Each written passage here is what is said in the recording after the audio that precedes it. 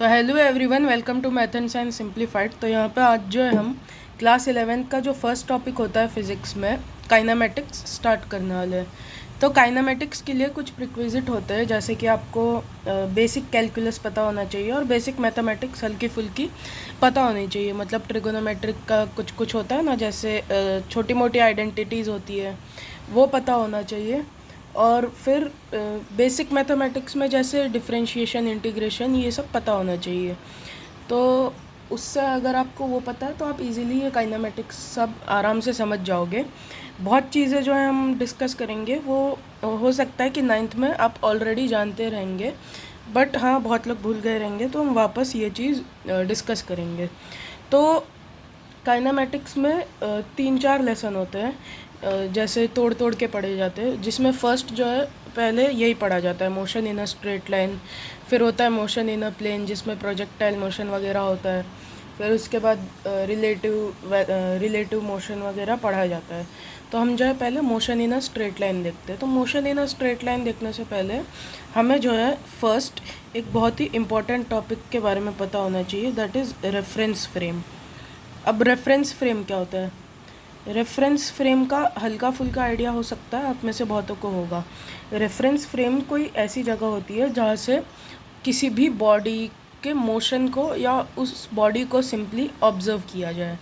मतलब जैसे मान लो कि कहीं पे कोई रेस चल रही है, मान लो साइकिल्स की रेस चल रही है, साइकिलिंग रेस होती है ना, तो उसमें आपने कभी किसी साइकिलिस्ट को देखा जो कि मान लो कि 20 मीटर पर सेकंड की स्पीड से चल रहा था। लेकिन फिर वहीं पे आगे जाके आपके दोस्त ने उसको देखा, तब उसको दिखा कि वो साइकिलिस्ट 30 मीटर पर सेकंड की स्पीड पे चल रहा था। तो आपके रिस्पेक्ट में तो वो साइकिलिस्ट कुछ अलग स्पीड से पहले चल रहा था, लेकिन बाद में जब आपके दोस्त ने देखा तब उसकी स्पीड जो है 10 मीटर पर सेकंड बढ़ गई थी। मतलब मैं ये कहना चाहता हूँ कि मोशन जो है एक रिलेटिव चीज़ है, मतलब वो सबके लिए सेम नहीं होती है। जैसे आप किसी बस में बैठे हो, तो बस में बैठे हो तो खुद तो बस में बैठे हो, आपको लग रहा है कि मैं रेस्ट पे हूँ, लेकिन बाहर से अगर कोई देखेगा तो आप बस के साथ चल रहे हो तो उसे क्या लगेगा? आप बस के साथ चल रहे हो तो आप भी मोशन में हो। मतलब आप खुद के रिस्पेक्ट में तो वहाँ पे बैठे हुए हो, आपको तो ये लग रहा है कि खुद रेस्ट पे हो, बट बाहर से अगर कोई देखेगा आपको तो उससे क्या लगेगा कि आप बस के साथ मूव कर रहे हो। फिर जैसे अगर हम देखें, अगर अर्थ का एक एग्जांपल ले लें, तो अर्थ पे मान लो आप अपने घर पे बैठ के अभी पढ़ रहे हो, आपको लग रहा है कि आप रेस्ट पे हो, लेकिन वहीं पे अगर कोई बाहर से आपको मान लो कि किसी तरीके से कोई ऊपर से, मतलब अर्थ के बाहर से, स्पेस से आपको ऑब्जर्व कर पा रहा है, तो उसे तो ये लगेगा ना कि अर्थ के साथ आप रोटेट भी कर रहे हो, साथ ही में रिवॉल्व भी कर रहे हो, क्योंकि अर्थ जो है सन के अराउंड रिवॉल्व भी करती है और अपने एक्सिस के अबाउट रोटेट भी करती है। तो उसे तो ये फील होगा कि आप मूव कर रहे हो, आप मोशन में हो, लेकिन आपको क्या लग रहा है? आप मोशन में नहीं हो। तो वही मैं कहना चाहता हूँ कि मोशन जो है एक रिलेटिव टर्म होता है, वो सबके लिए सेम नहीं होता है। Motion is not absolute. Absolutely कोई चीज़ रेस्ट पे है कि मोशन में है, वो हम नहीं बता सकते। कि अगर अब आप एब्सोल्यूटली देखो तो यूनिवर्स तो एक्सपैंड हो रहा है, तो कोई चीज़ तो रेस्ट पे नहीं है, लेकिन हो सकता है उसके बाहर और कुछ दिख जाए, क्योंकि ऑब्जर्वेबल यूनिवर्स तो हम उतना सा ही देख सकते हैं, है ना। तो हम एब्सोल्यूट कुछ नहीं कह सकते हैं कि कोई चीज़ रेस्ट पे या कोई चीज़ मोशन पे। तो पहली बात तो हमें ये पता होना चाहिए कि motion is a relative term. Motion is a relative term, वो ऑब्जर्वर के हिसाब से बदलती है। तो वही ऑब्जर्वर को ही हम रेफरेंस फ्रेम कहते हैं। रेफरेंस फ्रेम मतलब जहाँ से ऑब्जर्वेशंस ली जाती है। तो रेफरेंस फ्रेम का अगर डेफिनेशन लिखना चाहो तो इट इज़ अ फ्रेम और पॉइंट, फ्रेम और ऑब्जर्वर कह सकते हो, फ्रॉम वेयर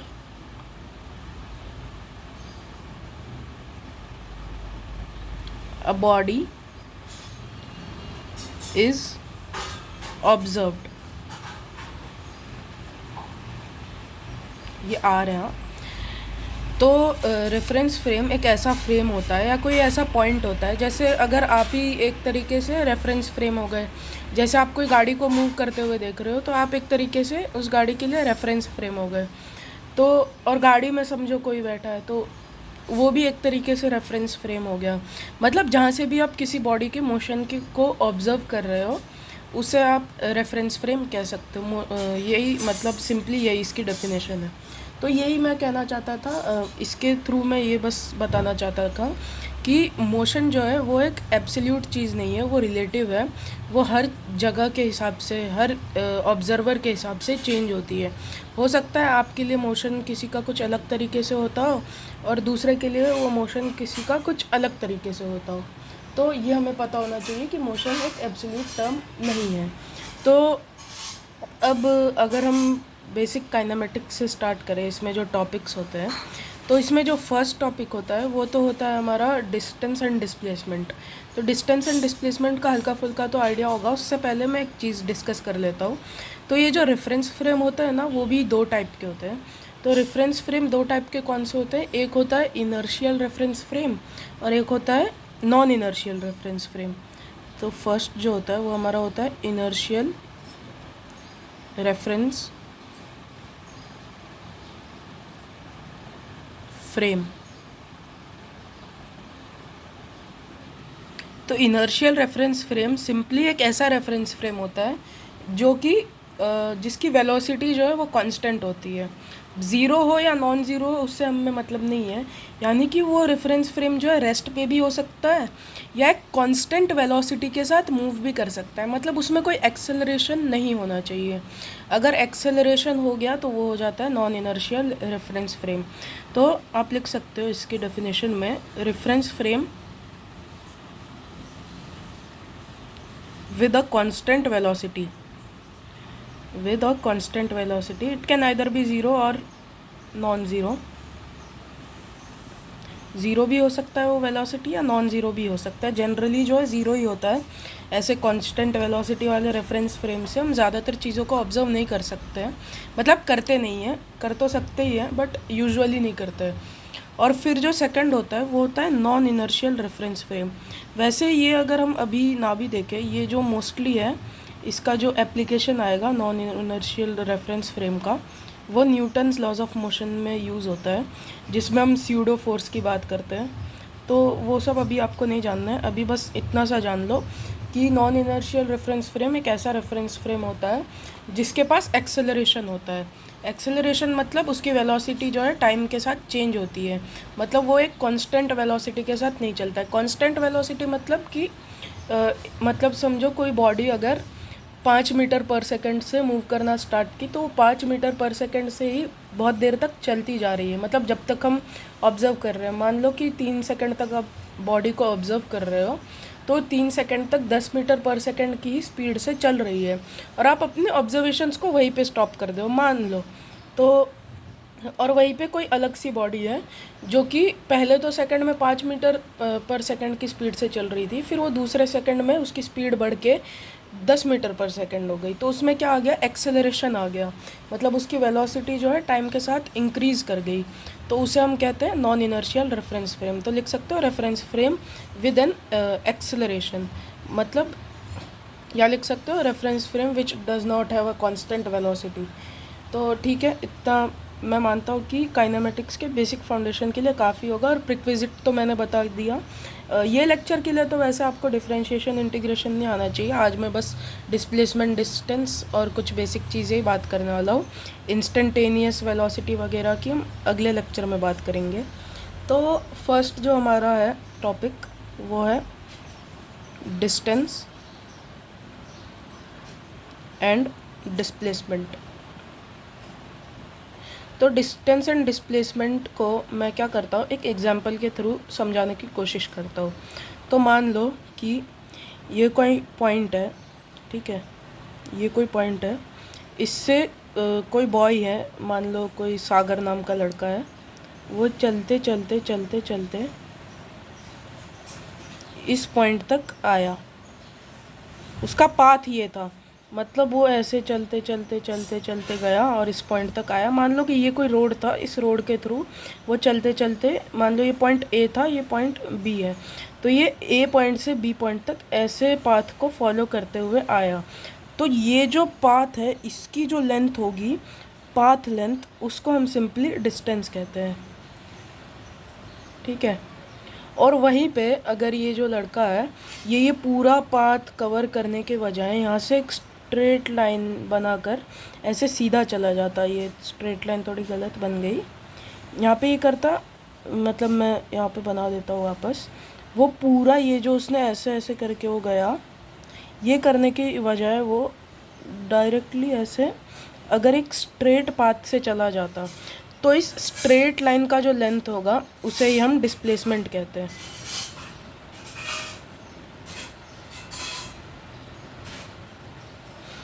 तो डिस्टेंस क्या होता है, जो एक्चुअल पाथ लेंथ होता है किसी भी जगह पे जाने का। मतलब आप कोई बड़ा सा अगर पाथ ले रहे हो तो वो आपका डिस्टेंस हो जाएगा, बट इनिशियल पोजीशन और फाइनल पोजीशन के बीच में जो स्ट्रेट लाइन हम बनाएंगे वो हमारा डिस्प्लेसमेंट हो जाएगा। डायरेक्टली यही याद रखना है कि इनिशियल और फाइनल पोजीशन के बीच में जो स्ट्रेट लाइन डिस्टेंस होता है उसे हम डिस्प्लेसमेंट कहते हैं।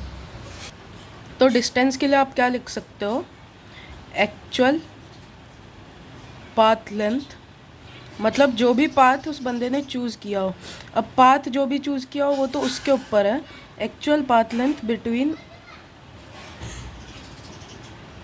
टू पोजीशंस, मतलब कोई भी दो पोजीशंस के बीच में जो एक्चुअल पाथ लेंथ है। तो इस केस में जो हमने एग्जांपल लिया था उस केस में जो एक्चुअल पाथ लेंथ था वो तो ये एक बड़ा सा जो कर्वी पाथ है वो था, बट वहीं पे डिस्प्लेसमेंट जो है it is a straight line path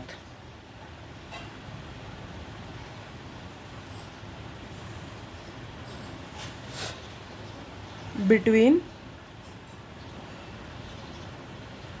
initial and final positions. Displacement जो है हमारा स्ट्रेट लाइन पाथ होता है इनिशियल और फाइनल पोजीशंस के बीच में। तो ये जो बेसिक आइडिया आपको होना चाहिए कि डिस्टेंस और डिस्प्लेसमेंट कंसेप्चुअली क्या होता है। और अगर हम देखें तो डिस्टेंस और डिस्प्लेसमेंट के बारे में अगर हम कुछ बातें कहना चाहें तो आप डिस्टेंस के लिए अगर कुछ पॉइंट्स लिखना चाहो तो वो लिख सकते हो। वैसे ही बेसिक चीज़ें तो आपको पता ही होगी कि डिस्टेंस जो है एक स्केलर क्वांटिटी होती है। Distance is a scalar quantity. Scalar और वेक्टर के बारे में तो पता ही होगा। और प्रीक्विजिट जो मैंने बोला था बेसिक मैथमेटिक्स में आपको स्केलर्स और वेक्टर्स पढ़ाया जाता है। तो वेक्टर्स का कुछ कुछ होता है ना, जैसे वेक्टर एडिशन वगैरह, वो आपको पता होना चाहिए। वेक्टर एडिशन आता है ना कॉस रूल हम क्या करते हैं, कोई भी दो अगर वेक्टर्स दिए तो उनका रिजल्टेंट निकालने के लिए रूट ऑफ, अगर एक वेक्टर ए और एक बी है तो root of a square plus b square plus 2ab cos theta. तो ये तो पता होगा, उतना वेक्टर बेसिक तो पढ़ के आए रहोगे। तो डिस्टेंस जो है एक स्केलर क्वांटिटी होती है और इसके लिए कोई डायरेक्शन का हमें ये डायरेक्शन से हमें कोई मतलब नहीं है, इसकी डायरेक्शन कुछ भी हो सकती है।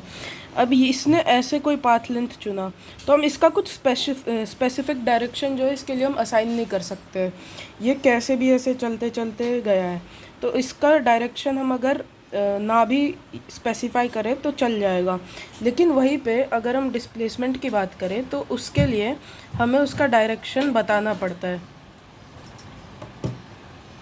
डिस्प्लेसमेंट जो होता है उसके लिए हमें उसका डायरेक्शन बताना पड़ता है, जिसकी वजह से वो एक वेक्टर क्वांटिटी हो जाती है। अब आप किसी भी दो पॉइंट्स के बीच में एक स्ट्रेट लाइन पाथ बता रहे हो तो उन स्ट्रेट लाइन पाथ वो जो है वो कौन से डायरेक्शन में वो आपको बताना पड़ेगा।